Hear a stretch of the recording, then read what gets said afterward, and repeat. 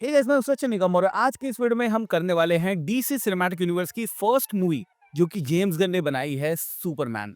अब ये जो सुपरमैन मूवी है ना, इसका ट्रेलर बहुत ही बढ़िया है, मुझे बहुत बढ़िया लगा था। इंस्टाग्राम पे अपना फर्स्ट रिएक्शन जो आया था मेरा, वो मैंने पोस्ट जरूर किया था। और अब इस वीडियो में मैं करने वाला हूँ full break down in all the details, और सारी की सारी चीजें जो है वो मैं तुम्हें बताऊंगा। कोई और वीडियो देखने की जरूरत नहीं पड़ेगी। Okay, so without wasting any more time, let's begin this video. तो ट्रेलर की शुरुआत में हमें दिखाया जाता है सुपरमैन जो कि ब्लडी है, बैटल में डैमेज है और वो कहीं स्नोई जगह पे जाके पड़ा हुआ है। फर्स्ट ऑफ ऑल बात करें अगर इस कैरेक्टर की ना, तो सुपरमैन हेनरी कैविल से इसको कंपेयर मत करना, बिकॉज ये एक नए तरीके का सुपरमैन है। और प्रीवियसली आपने जितने भी इटरेशन देखे हैं सुपरमैन के, this is going to be a little bit different. तो यहाँ पे आप देख सकते हैं इसका जो सूट है काफी ज्यादा अच्छा है, पुरानी कॉमिक से इंस्पायर्ड है।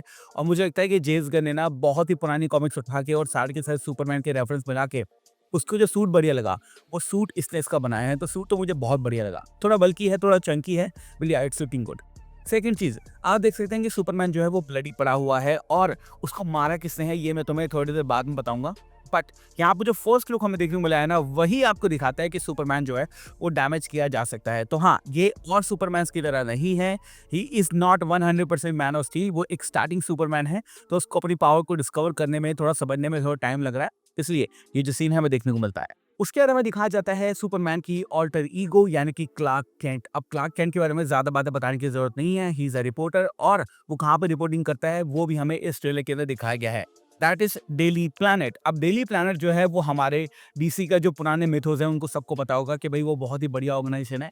और it is somewhat likely daily bugle, जो कि हमने मार्वल सिनेमैटिक यूनिवर्स के अंदर भी देखा है।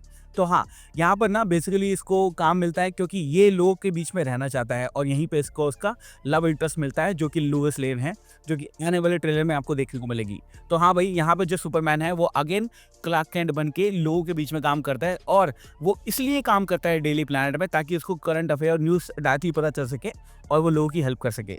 तो हाँ, डेली प्लैनेट के बारे में इससे ज़्यादा नहीं पता होना चाहिए तुम्हें। फिर हमें डेली प्लैनेट के अंदर जो उसके बाकी के कलीग है वो देखने को मिलते हैं। फर्स्ट शॉट हमें देखने को मिलता है लुइस लेन का, और साथ साथ हमें एक शॉट देखने को मिलता है जिमी ओल्सन का। अब जिमी ओल्सन जो है वो स्नाइडर वाले कट में भी था, बट उसको तुरंत ही मार दिया गया था। बट मुझे लगता है कि जिमी ओल्सन जो है वो लुइस लेन का स्टैंड होने के साथ साथ इस मूवी का एक बड़ा पार्ट भी होने वाला है। तो हाँ भाई, डेली प्लैनेट के जो ऑपरेशंस हैं वो सारे आप यहाँ पे देख सकते हैं। फिर हमें हमारे सुपरमैन का जो फार्म है वो दिखाया जाता है, जहाँ पर उसके फादर ने उसको डिस्कवर किया था जब वो स्पेस से आया था, यानी कि जोनाथन केंट। और एक छोटा सीन हमें देखने को मिलता है उसके फादर का और सुपरमैन का, ज्यादा कुछ नहीं है। फिर अगले शॉट में हम देख सकते हैं कि सुपरमैन है वो विसल करता है और उसके पास भाग के आता है उसका कुत्ता, यानी कि क्रिप्टो। अब क्रिप्टो जो है वो सुपरमैन के प्लेनेट से ही आया था, यानी क्रिप्टॉन से आया था, और उसके पास भी जो पावर्स हैं वो सुपरमैन की तरह ही है, ये भी उड़ सकता है, इसके पास भी सुपर स्ट्रेंथ है।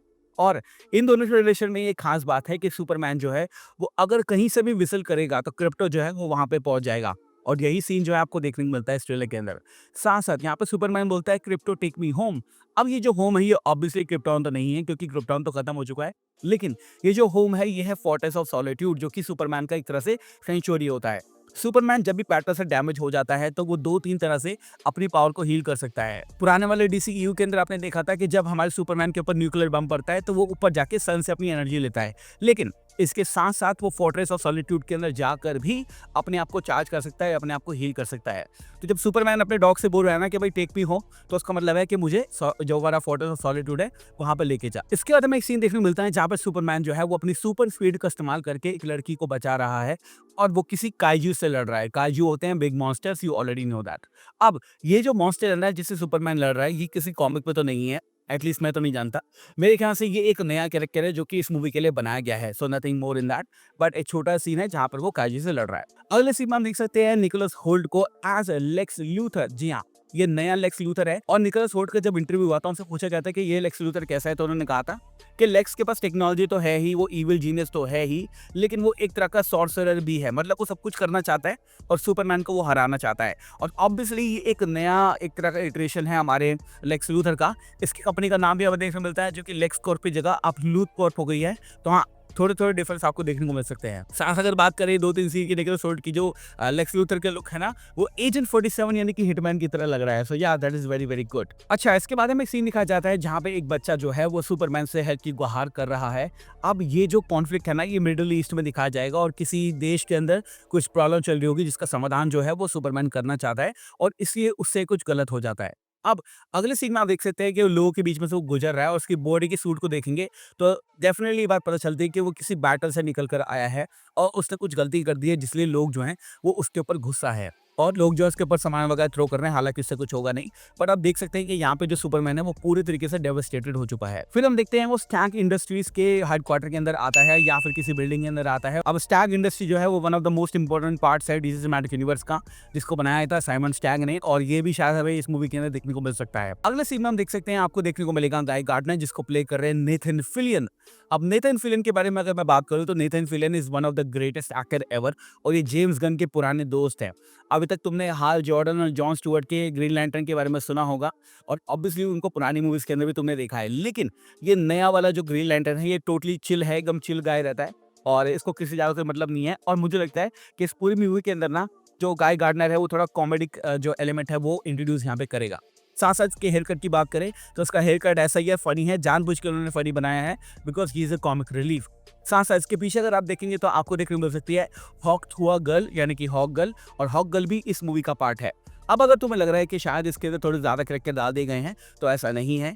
ये एक ऐसा सिनेमैटिक यूनिवर्स है जहां पर मोस्टली जो हीरोज है ना वो ऑलरेडी काम कर रहे हैं और इन सारे हीरोज के बारे में मैं तुम्हें एक और डिटेल थोड़ी देर में बताऊंगा। फिर हमें एक दो सीन दिखाए जाते हैं जहां पर लुइस लेन और हमारा जो क्लार्क केंट है उनका रोमांस दिखाया जाता है। Obviously she is going to be a big part of this movie और वो उसका प्यार है। अगर वो उसका कुछ कर देगा कोई तो फिर वो सुपरमैन को गुस्सा आ जाता है। तो हाँ, इन दोनों की केमिस्ट्री काफी ज्यादा अच्छी है। इसके बाद अगले सीन में आप देख सकते हैं कि जो सुपरमैन है वो एक रोबोट को पकड़कर एक तरह से दुखी फील कर रहा है, एक तरह से रो रहा है। ये रोबोट है कैलेक्स, जो कि सुपरमैन का एक तरह से प्राइमरी सर्वेंट की तरह है। जैसे बैटमैन के पास एल्फ्रेड है ना, ऐसे ही जो हमारा सुपरमैन उसके पास कैलेक्स होता है। और जस्ट अगर सुपरमैन के पीछे आप देखोगे तो आपको फोर्ट्रेस ऑफ सॉलिट्यूड का कुछ लुक भी देखने को मिलेगा और ये रोबोट डेफिनेटली वही और कोई हो भी नहीं सकता। फिर एक शॉर्ट में हमें देखने को मिलता है मेटामॉर्फो, और मेटामॉर्फो एक बहुत ही बढ़िया कैरेक्टर है जो कि किसी भी चीज के बारे में सोचकर उसके अंदर अपने आप को ट्रांसफॉर्म कर सकता है। He is basically like Kevin 11। Kevin 11 किसी भी चीज को छुएगा तो वो उसकी पावर को अब्सॉर्ब कर सकता है। मेटामॉर्फो छूकर भी कर सकता है और सोच कर भी कर सकता है। तो वेरी इंटरेस्टिंग कैरेक्टर, और ये कैरेक्टर जो है वो दोनों के अंदर घूमता रहता है, मतलब कभी ये हीरो बन जाता है कभी ये विलन बन जाता है। बट मोस्टली मुझे ऐसा लग रहा है क्योंकि इस मूवी का जो विलन है वो हमारा लेक्स लूथर है, तो डेफिनेटली जो मेटामॉर्फो है वो विलन के अंदर तो नहीं जाएगा, शायद एक हीरो या एंटी हीरो की तरह वो हो सकता है। और अगर बात करें मेटामॉर्फो के लुक की ना, तो लुक में आप देख सकते हैं कि इसकी बॉडी को दो कलर में डिवाइड किया गया है, जो कि क्लासिक लुक है बढ़िया सा मेटामॉर्फो का, और उसको कॉमिक से इंस्पायर किया गया है। मुझे बहुत बढ़िया लगा। अच्छा, जो मैं तुम्हें बता रहा था ना कि मिडिल ईस्ट के अंदर कोई कॉन्फ्लिक्ट होने वाला है और बच्चे के बारे में बता रहा था, अब देखो ये जो बच्चा है ये टीवी के ऊपर आ रहा है और टीवी पे ना जो न्यूज चैनल है वो है जीबीएस न्यूज।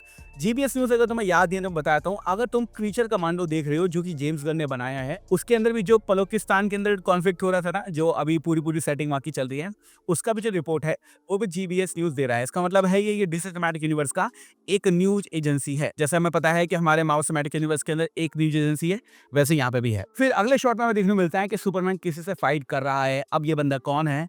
मेरे ख्याल से ये है अल्ट्रामैन। कुछ बिहाइंड द फोटोज के अंदर भी हमने देखा है कि ये एक बंदा है और डेफिनेटली इसके पास जो है वो सुपरमैन की पावर है। बेसिकली अल्ट्रामैन जो है वो सुपरमैन का क्लोन है और कुछ नहीं है। इसके बाद हमें देखने को मिलता है एक शॉट हमारे नए कैरेक्टर का जिसका नाम है मिस्टर टेरिफिक। अब मिस्टर टेरिफिक तुमने ज्यादा देखा नहीं होगा बिकॉज उसका ज्यादा अच्छे तरीके से दिखाई नहीं गया है, बट यहाँ पे जो कैरेक्टर है ना ये बहुत ही बढ़िया है। First of all mister terrific जो है वो बहुत ज्यादा स्मार्ट है, उसका आईक्यू बहुत ज्यादा है, दिमाग बहुत बढ़िया है। साथ साथ इसके फेस पे जो टी वाला मास्क देख रहे हो ना, ये जो टी वाला मास्क है ये और जो सारी की सारी कम्युनिकेशन वाली चीजें होती हैं उसको हैंडल करता है।